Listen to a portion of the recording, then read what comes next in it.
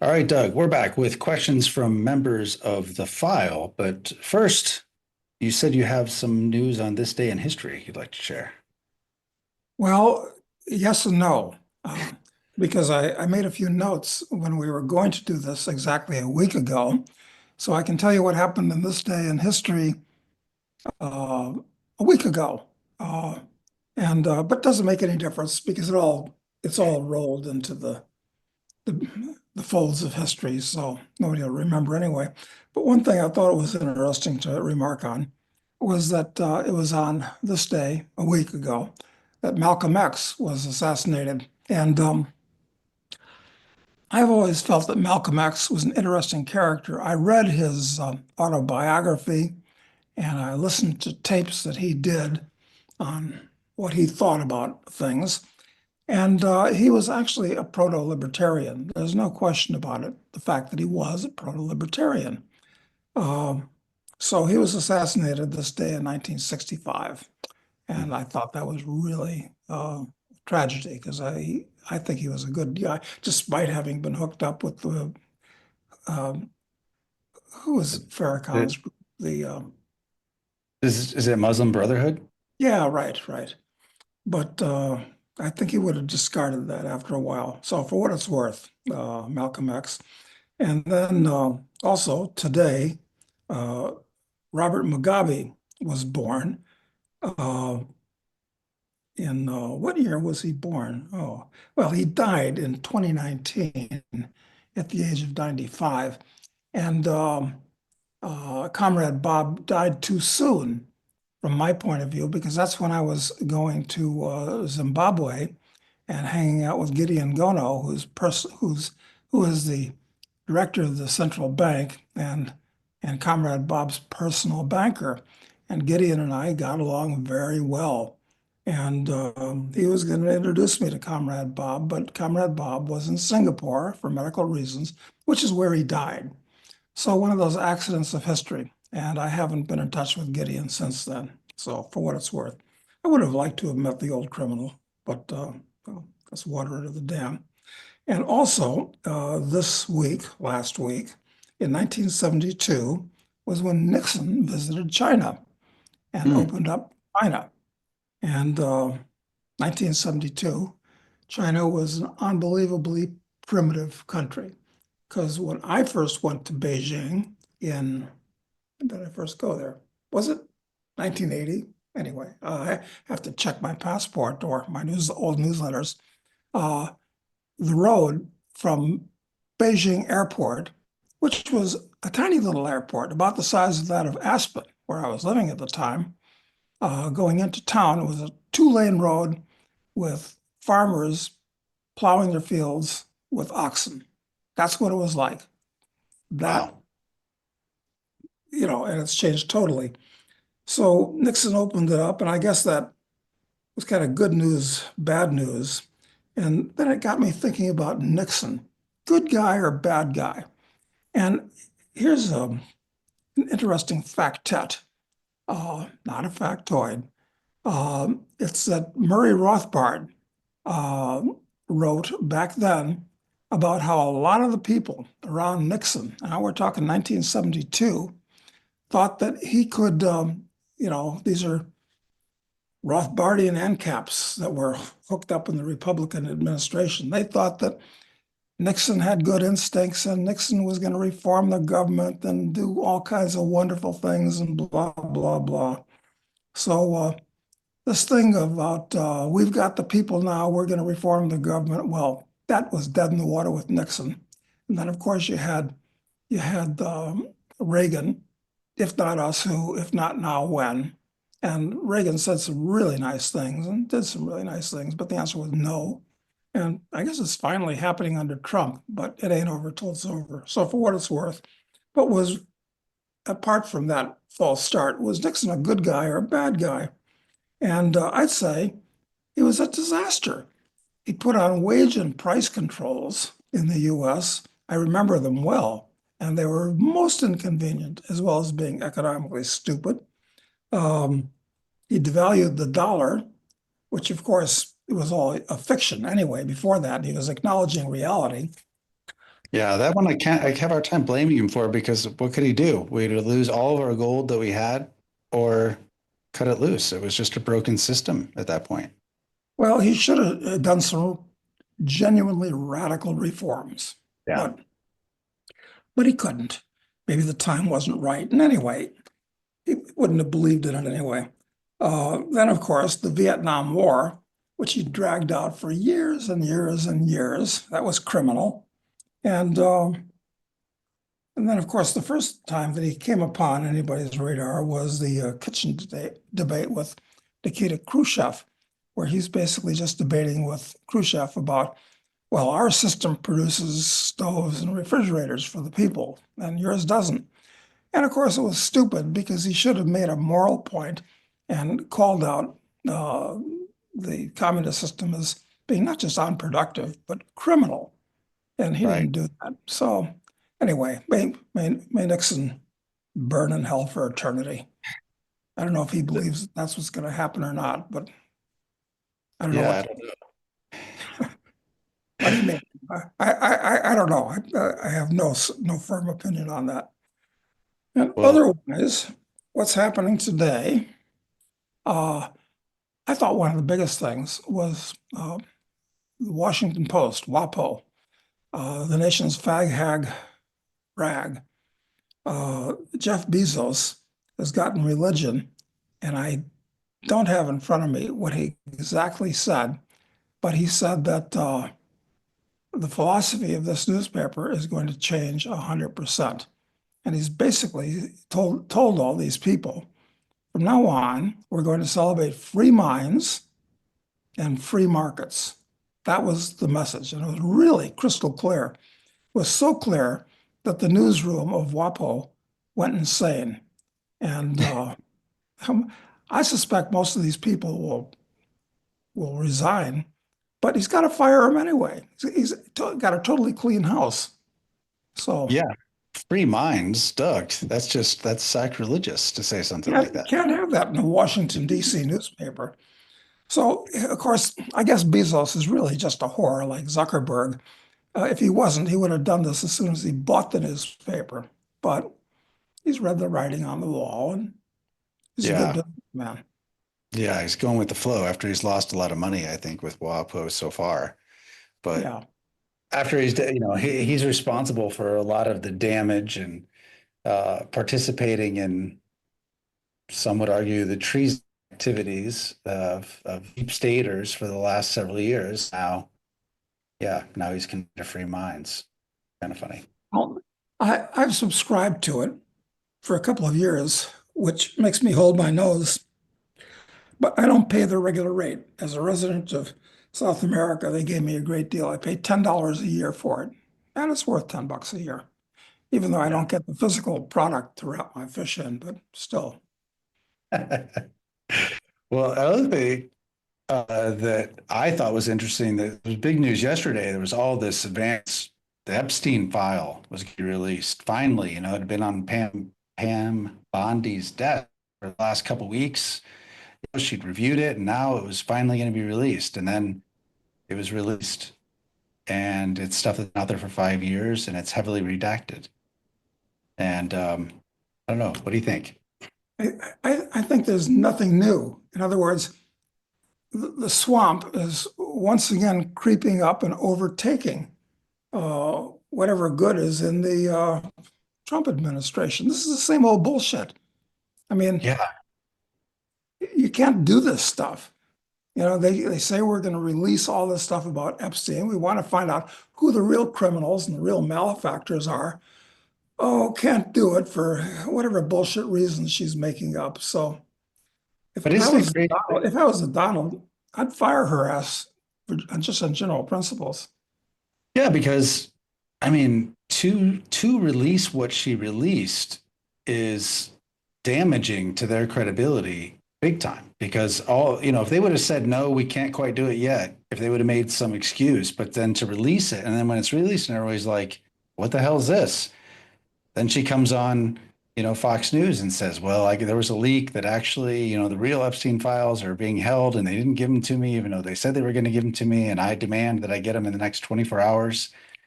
I mean, rather than being on Fox News, she should have been in a G5, or, a Gulfstream up there with a SWAT team and taken it if that was the case, or not release it at Yeah. all because she knew she didn't have it. I mean, Yeah, it's the same bullshit you would have expected from the Biden administration.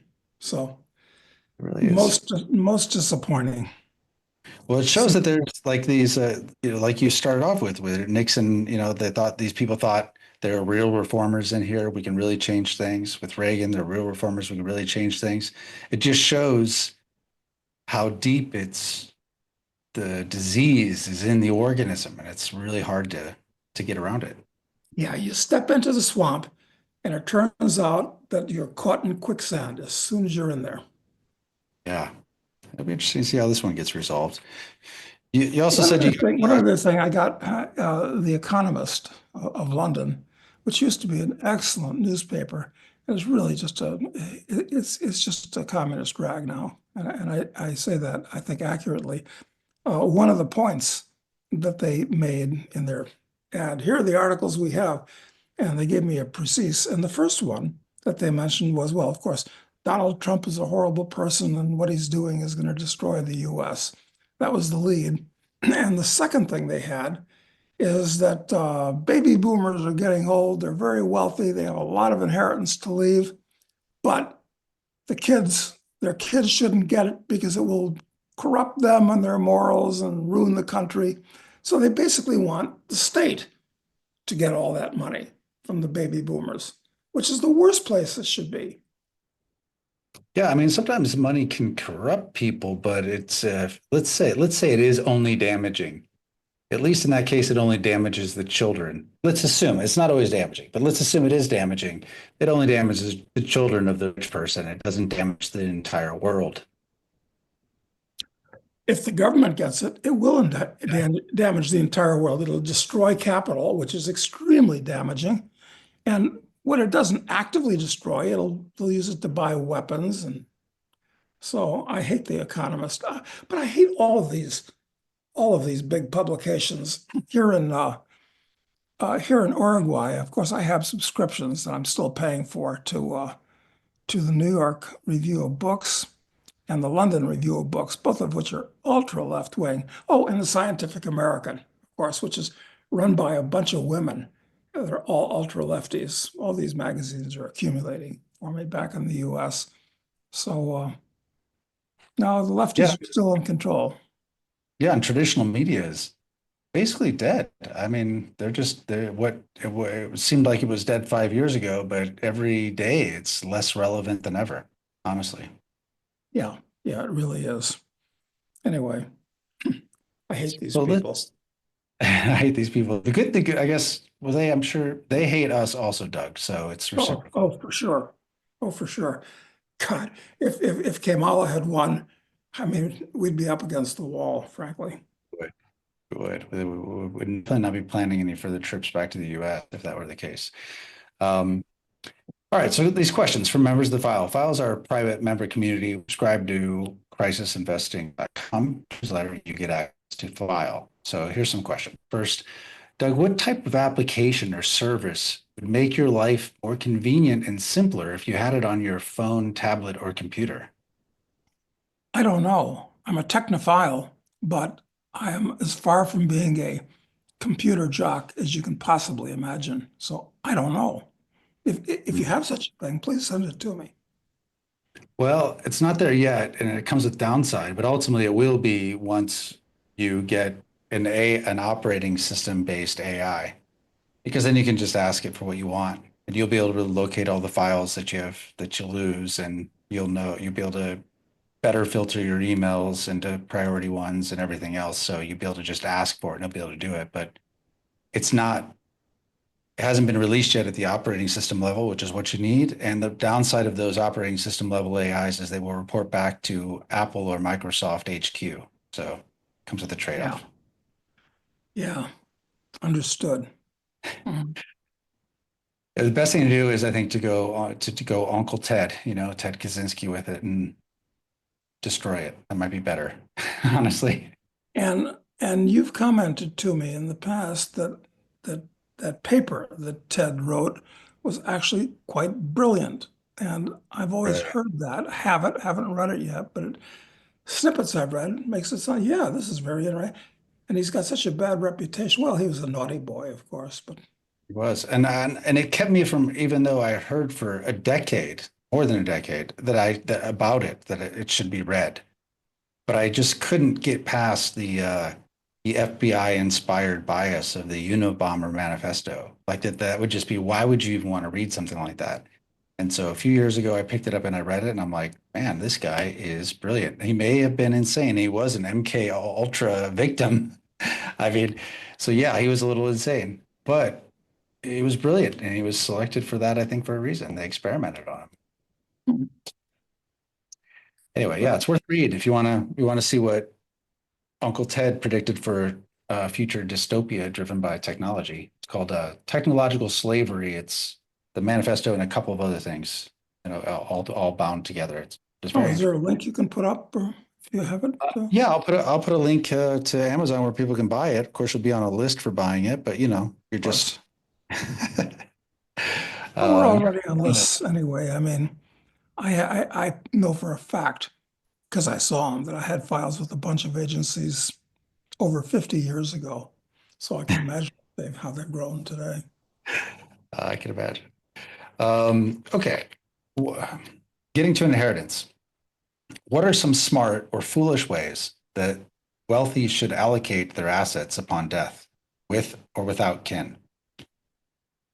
Well, it's a question of priorities. Number one priority, keep it out of the hands of the state because they're actively destructive. Whatever they do with it's going to be bad. So structure your things so that the state doesn't get any. That's number one. Oh, well, you can do that by giving your money to any of thousands and thousands of tax-free NGOs. That keeps it out of the hands of the state, kind of. But that's almost worse.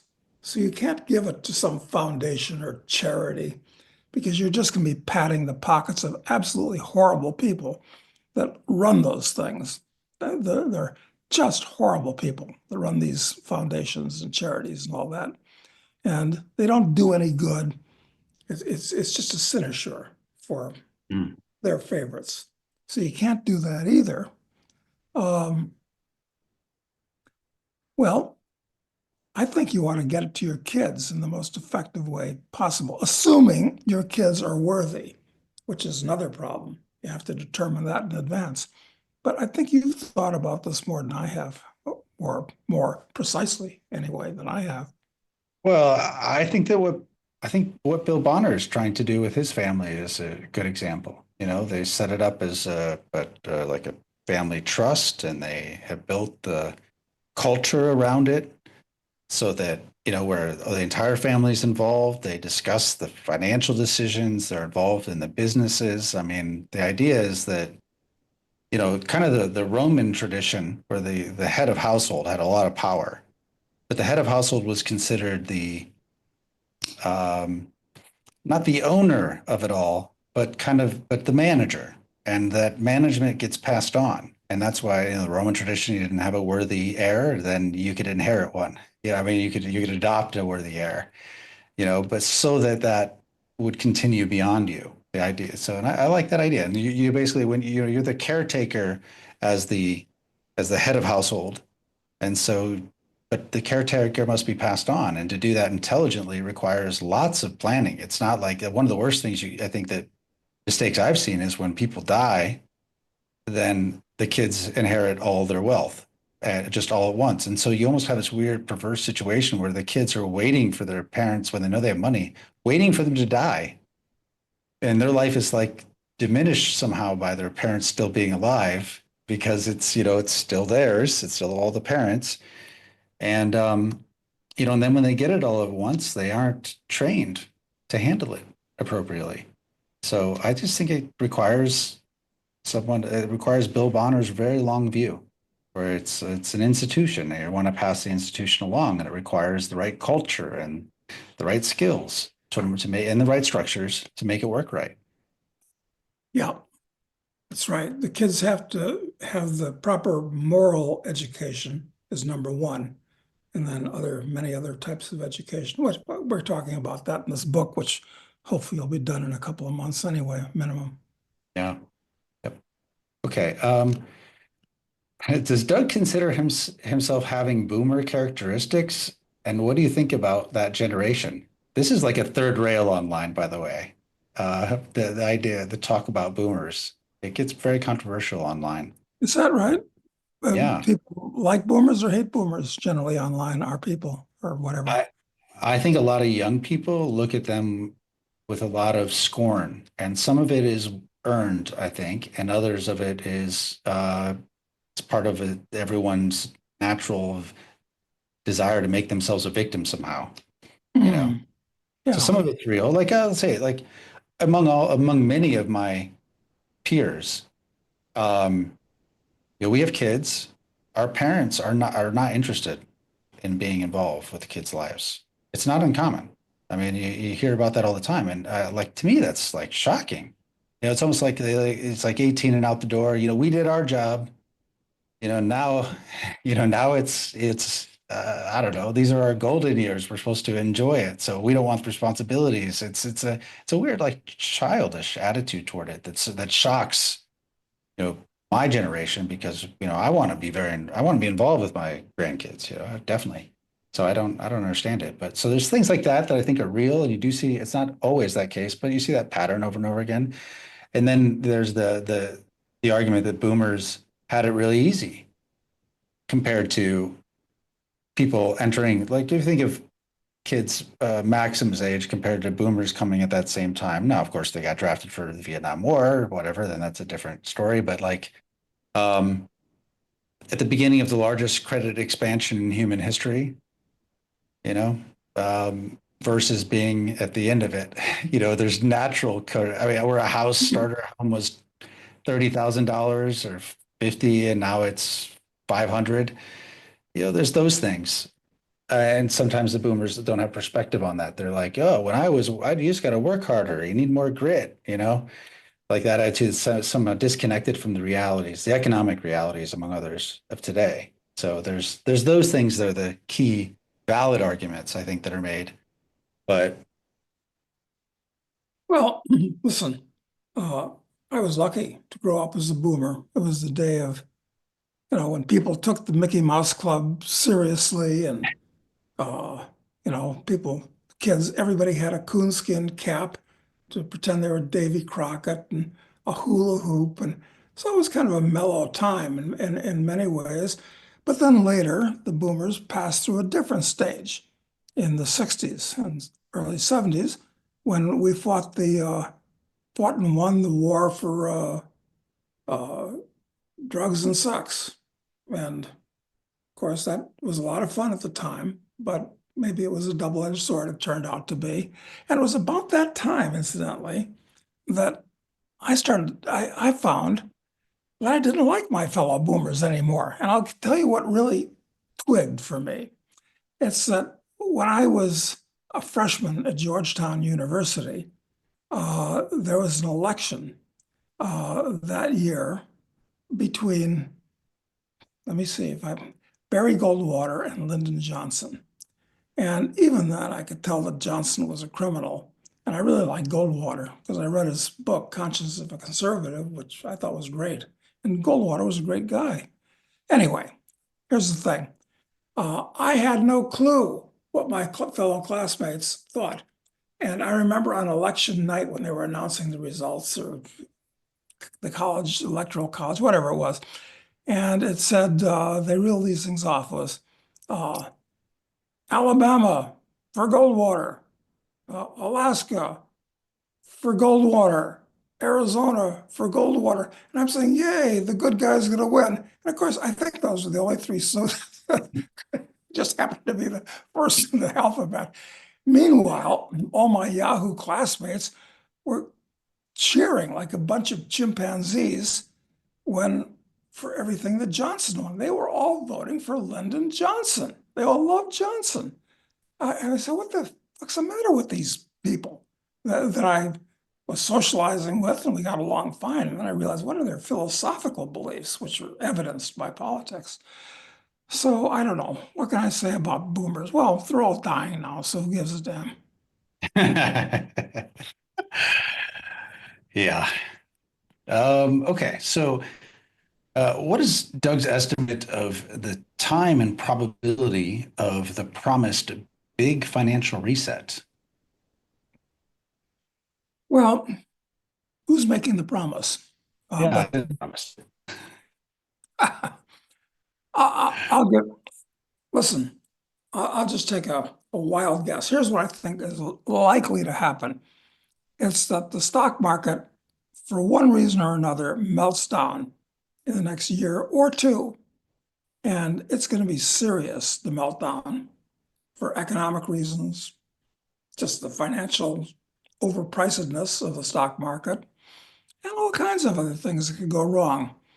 And that'll wipe out a huge amount of wealth and cause even more people to get fired. And it's going to create chaos because the whole society is hugely over financialized. And so I think the shit will hit the fan, in point of fact. And there's an excellent chance it will undo many of the good things that the Trumpies are doing. And then we get a left-wing general in who can, step in and kiss everything and make it better. So it ain't over Mm. till it's over, as far as born in Do America you, is concerned. I mean, one of the things that you've long talked about is the idea that ultimately gold will re-enter and enter the monetary system. And uh, certainly gold has taken a big priority recently with all the movement of gold. There's actually one LBMA member who published this report that said since December, the amount of gold that's moved into the US in total is 2,000 tons. That's 64 million ounces of gold that's moved into the US in that short period of time. So, like, certainly there's something happening with gold, and kind of it's hard to say exactly what it is yet. But I would assume that if when a financial reset comes, so the credit bubble blows after the stock market goes and other things, the bond market falls apart and all of that, then at the bottom of that, that's where the reset would happen at the end of all those, those cataclysms occurring, right? Yeah. And I thought that the podcasts that you did about where gold is going to go price wise, for what reasons, I think they're very logical, very possible, even probable, so that we could see gold go much, much higher, that it's to the government's advantage to reset it. And maybe the shipments of gold back to the US are a premonition of what they're going to do. So I agree. I continue to. I'm not selling any gold just because it's at a new high. Definitely not. Not. I mean, I bought more a few weeks ago, in fact. So yeah, no, I definitely not selling. Yeah, what am I going to Uh, hold on to paper dollars? exactly. Hold on to overpriced bubble stocks? No. Bonds? No. What are you going to do? Real estate? Well, okay, I can see that. But at least in certain countries, all the real estate is heavily mortgaged, which means can't pay can't pay the mortgage, it goes on the market. Price could collapse there. It's a dangerous time. And we have a situation now where, according to the economic plans of the Trump administration, people where they need to devalue the dollar for a whole bunch of reasons, for competitiveness and for the debt and all that, that they literally need the price of gold to go up.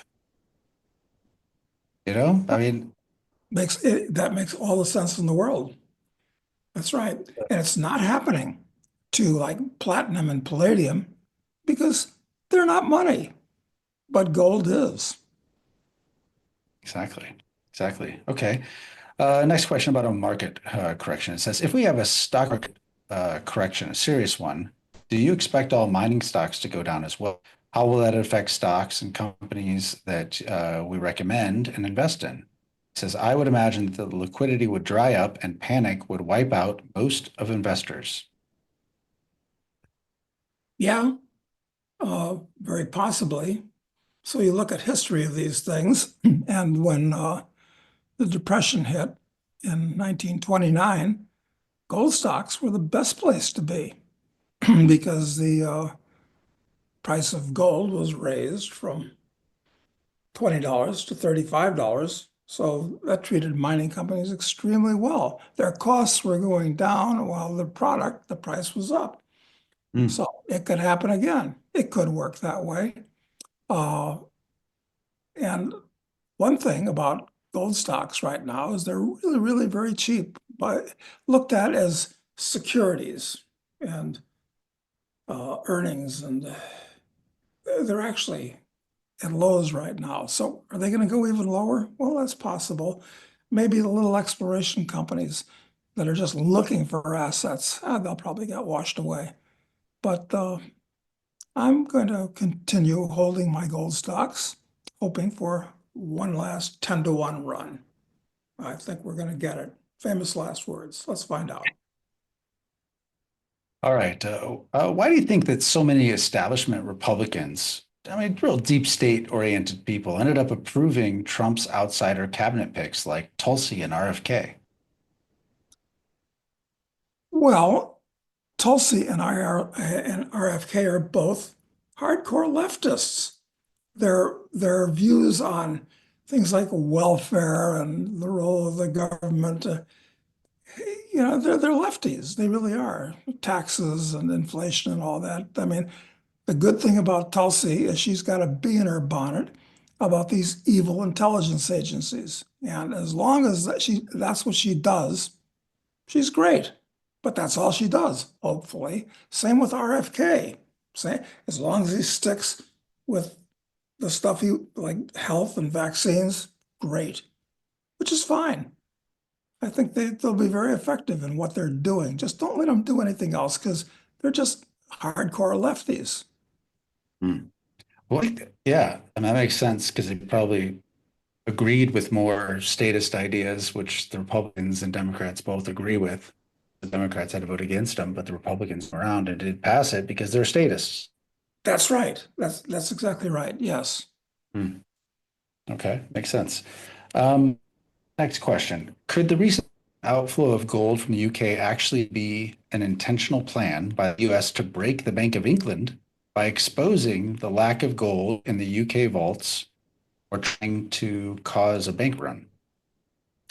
I don't know you know, conspiracy theories. Okay. I like conspiracy theories, but I have no idea what the personalities involved. I don't know how much gold is actually there or actually in Fort Knox. Nobody knows, frankly. So this is all right. This is possible. It's just guesswork. No opinion. Yeah, I think the theory is that through the paper markets there's price action because they sell short gold they don't have essentially is keep the price within this range, and then this is the theory as I've heard it say. So by repatriating gold to the US in this massive quantity, it accomplishes two things. It gets the gold in US soil, but it also, because they need the price of gold to rise, it might break that market, that paper market, which allegedly is suppressing the price of gold.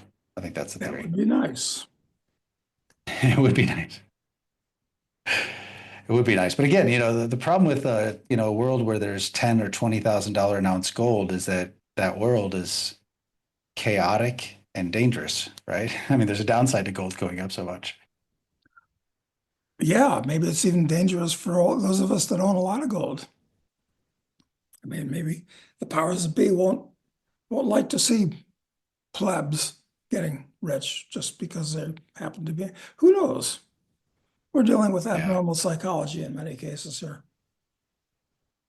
Okay, so Trump obviously is not a man who forgets a slight, and the UK MI6 and Starmer have tried to meddle and get him out of office.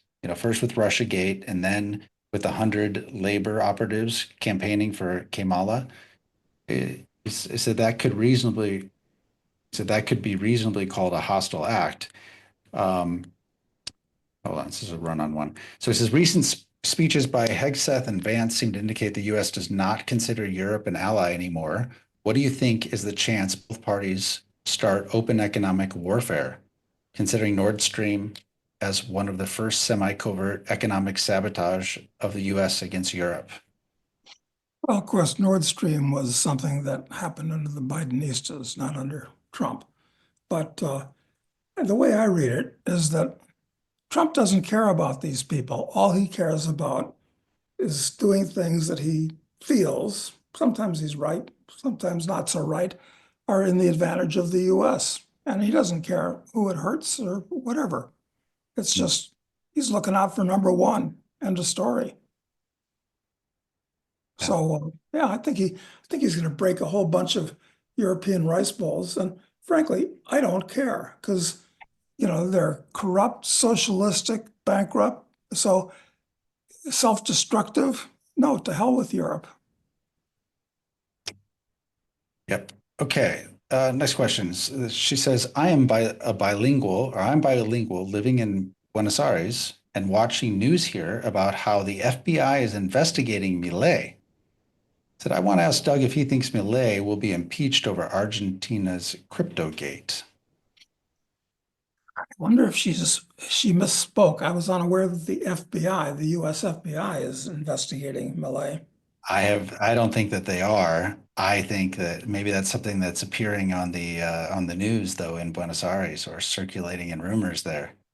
Maybe, or maybe she's using FBI for the investigative agency in Argentina, Hmm. just, but, well, from what I hear, and, I'm not wired into the Argentine deep state who hate Malay or the Argentine, financial police. I think it's all going to blow over. Look, Argentina is just one financial scandal after another, after another. I mean, look, it was alleged, probably correctly, that Christina had stolen $10 billion from Argentina and sequestered a lot of it in the Seychelles and had steamer trunks full of $100 bills. The news cycle drove on. So this Right. is this is just a bit of stupid bad judgment that he mentions something which who knows what. No, it'll blow over. They'll try to Yeah. make it into a big deal because it's the only thing and they hate him, but it'll go away. Yeah, Christina, didn't they dig these steamer trunks out of her yard or something? They were Uh, buried there, and she there are owned. I all mean, all kinds of stories, and murders and everything like that. But they can't prosecute her because she's still a member of the Congress. But when she's not, hopefully she'll be prosecuted and jailed for the rest of her life. Although I think I'm correct. If you're over 70 in Argentina, uh, they don't put you someplace to do hard time. You're just under house arrest. So she'll be under house arrest in the lap of luxury. That's probably the worst case. But hopefully they'll claw back a lot of money from her too. But this is all conjecture. well, I heard from a mutual friend of ours who an Argentine who said that according to the polls there that this all of this crypto gate scandal, didn't affect Milei in the polls at all. That it didn't seem to be landing with the Argentine people as anything. Maybe it's because of all this previous financial scandals, I guess, that are out there, but it's not having an effect on him.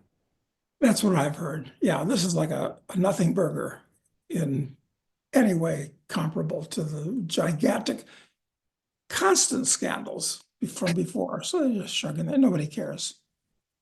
Okay. Another question about Argentina. The guy says he just spent 3 days in Argentina and the country has become very expensive uh, for what it for what it is like in the 90s. It's still poorly organized, he says. Is that a recipe for failure or success? Well, I think Millet has made some mistakes. He said he was going to abolish the central bank right away. Hasn't done it. And the peso, inflation's gone down, but the prices of everything in pesos has skyrocketed. So they're like normal world prices now in Argentina. It's just You're not getting a bargain when you come to Argentina anymore. So he's got to be aware of this. I don't know what his plan is. I think he's doing the wrong thing. But as long So as he keeps firing employees and disbanding agencies and abolishing taxes, uh, cutting it, regulation. it'll work out fine. Yeah. Yeah. I mean, well, Argentina was artificially cheap before. It was artificially cheap. I So mean, this is just reality catching up with it in some ways. yeah, it was so cheap that, for $2, you could ride anywhere you wanted in the whole damn city on a taxi. And, you could buy a fantastic steak with all the trimmings at $5. Well, okay, that was anomalous. So at the same time, I've been in Argentina in the past when it must have been, Buenos Aires must have been the most expensive city in the world. It was shocking. So Hmm. this is cyclical in this crazy country. Okay. Let's see. If the dollar is devalued, would it actually be better to be in stocks than cash at the time of devaluation? Yeah, that's a good question. So what's cheap out there? You know, gold's not Right. cheap, going higher, but not cheap. Stocks are not cheap. Can't own bonds. The dollar is a floating abstraction that's going to be printed up by the trillions, I'm sure, continually. I don't know. It's and as the important thing is that as Trump undoes distortions in the economy by getting rid of things and so forth, uh, that could cause a deflation. But at the same time, he's cranking in new distortions with stuff he wants us. So it's very unpredictable.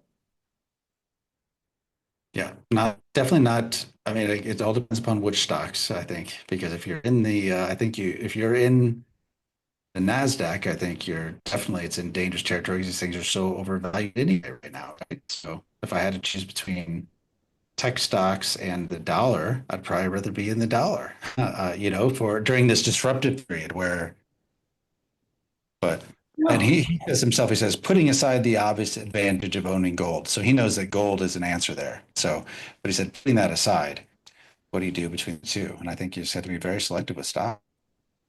Yeah, I think you're right. And I think it's okay to own real estate with like raw land. If you get it at the right price, it's not going away. At some point it'll come back. It's an asset. And you want to maintain some assets, not have stuff go to zero and have nothing. So it's going to be, listen, a depression, like Richard Russell, this is one of the wise things he said. He said, during a depression, everybody loses money. The general standard of living goes down. So we're all going to lose when this comes unglued, the current system, and it's going to come unglued. Right, because there's these two opposing forces that everyone always talks about, the inflation and deflation. They have to inflate the debt away, but we also have credit bubbles that are unbelievable and that are going to be popped along the way. So it's going to be wild. It's going to be wild. So, okay, in your opinion, how is the recent gold deposit in China going to affect the price of gold? So apparently there's some what they call super giant gold deposit discovered in China. It's got, more than $800 billion of gold in it, you know. Uh, I read an article about this thing. Uh, and it was a total bullshit article. Obviously, like almost anything you read on science uh, in the popular press, the journalist doesn't know what he's talking about, doesn't understand anything about anything, and he's just parroting some miscellaneous facts that he heard someplace.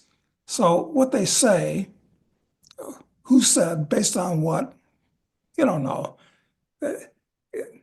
I read it goes down to like 9,000 feet below that's horrible. I don't want to. Not a good sign. It's great that it's down there. I mean, the center of the earth might be solid gold. Well, okay, that doesn't do you any good. So that's one thing, and it doesn't give anything about any details.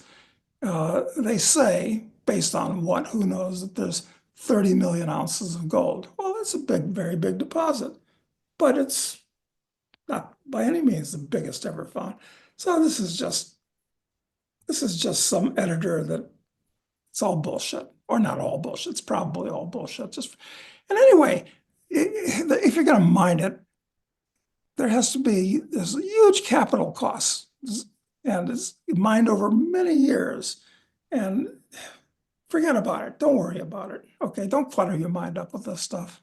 Yeah, it's just that you see these every once in a while. And people always ask me, "Oh, they just found a lot of gold, so I guess that's bad for the gold price." It's like it's not that Yeah, easy.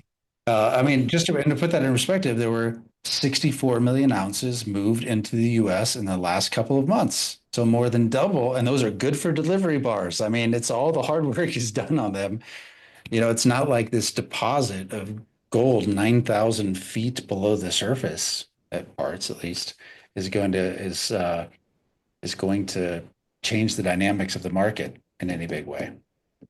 yeah, yeah. So true. I wonder who owns it. Is it a Chinese mining company? I don't know. They Didn't own s- all they own all the minerals as a basis. So certainly Chinese is at least a partner in the business, if not the Chinese company. Well, I wish them well, but I'm not worried about it.